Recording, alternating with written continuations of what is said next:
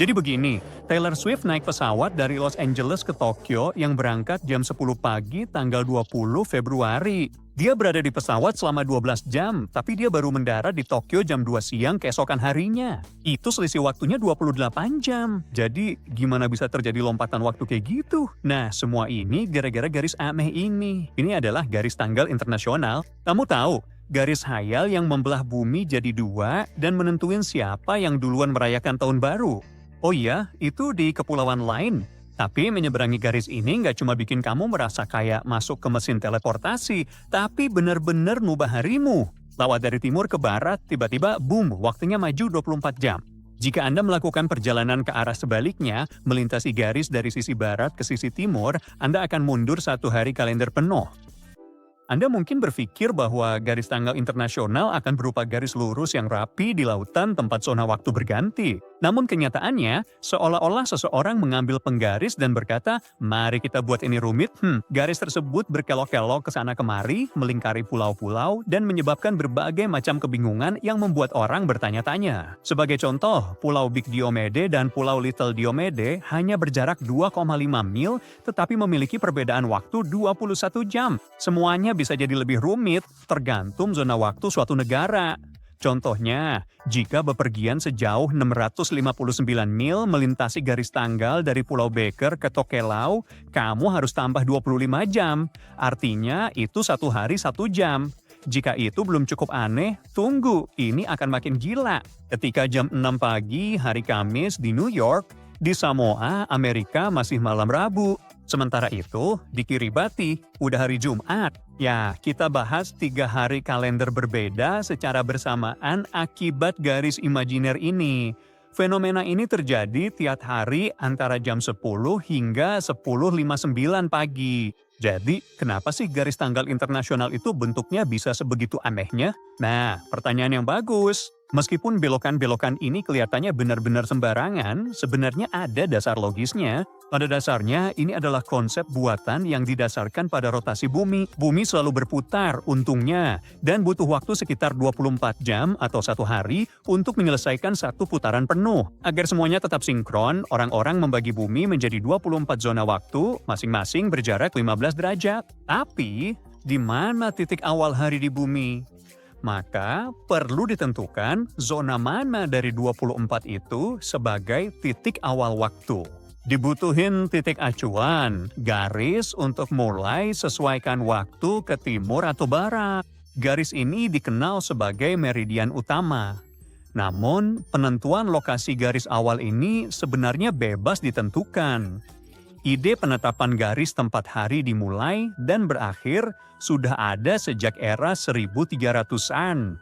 Pada masa itu, pembuat peta punya aturan sendiri, memilih garis pembagi timur-barat sendiri, disebut meridian, yang sebenarnya kata Latin keren untuk tengah hari.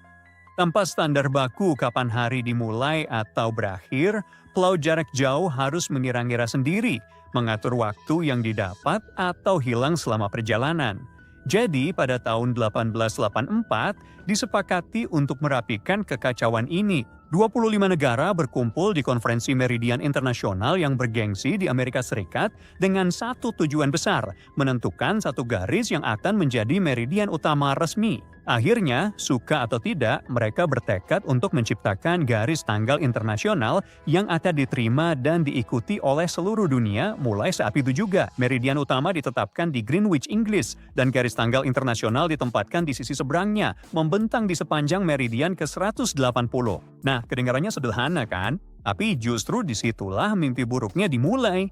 Garis tanggal internasional yang dipilih tak hanya melewati daerah tak berpenghuni, garis itu malah membelah beberapa negara menjadi 2 dan memicu kekacauan.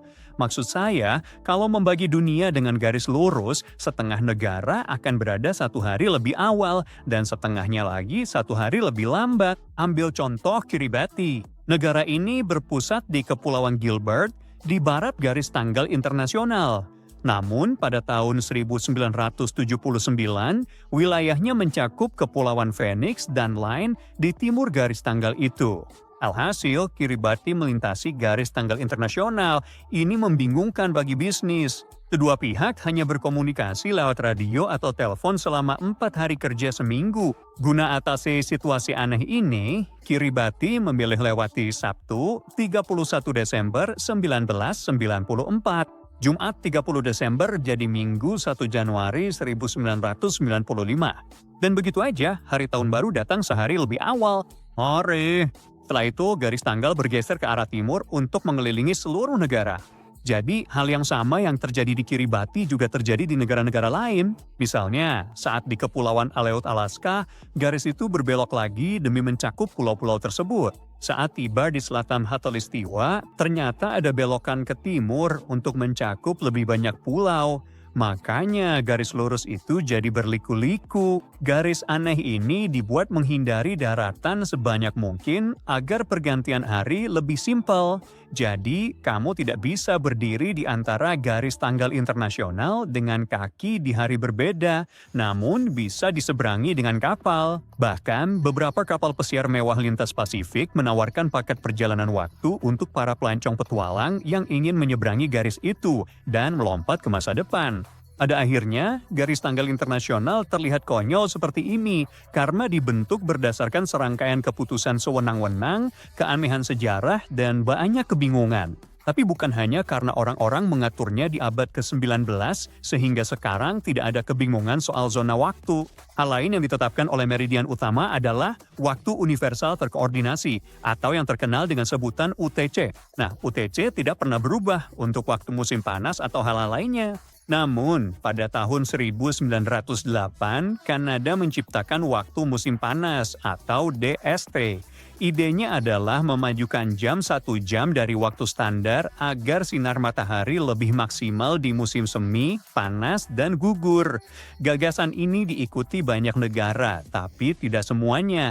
Lihat saja Nepal, mereka sama sekali nggak pernah menggunakan waktu musim panas, yang berarti jam mereka nggak pernah berubah sepanjang tahun. Seperti yang mungkin udah kamu tahu, negara-negara dengan wilayah yang luas seringkali memiliki lebih dari satu zona waktu, seperti Amerika Serikat yang punya 11 zona waktu. Australia punya 9, sedangkan India itu kasus khusus. Lihat, India adalah negara besar dengan wilayah yang membentang sekitar 1.800 mil dari barat ke timur.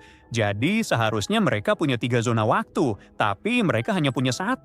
Ini berarti bahwa matahari terbit hampir 90 menit lebih awal di Dong di ujung timur daripada di Guharmoti di barat.